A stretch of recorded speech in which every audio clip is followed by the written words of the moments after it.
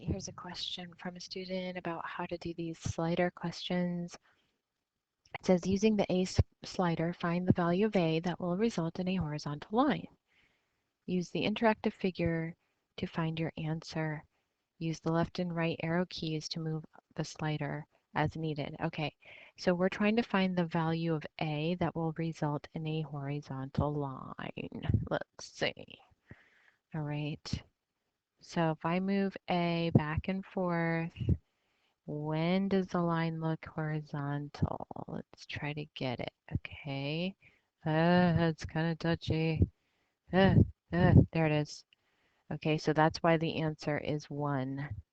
Or excuse me, why should the answer be 1? It's not 1.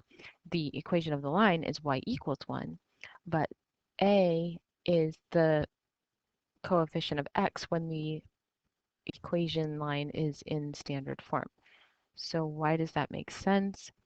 Because let's take a look, write some things out here, try to make sense of it. If I can find my stylus, there it is. Okay, so we have y equals 1. That's the equation of the line. If it was in standard form, it would be like this.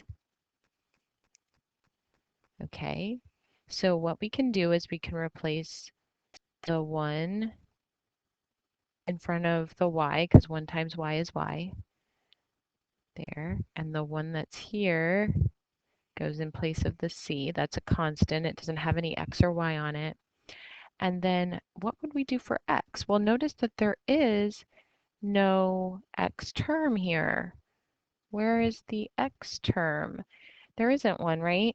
Well, that's because the coefficient on x could be considered 0, because we know that if you do 0 times x, you're going to get 0, and that'll simplify to y equals 1. And that is the reason that it makes sense that to get a horizontal line through y equals 1 on the y-axis, to get a horizontal line through there, you're going to need a coefficient on x to be, or the coefficient on x to be 0.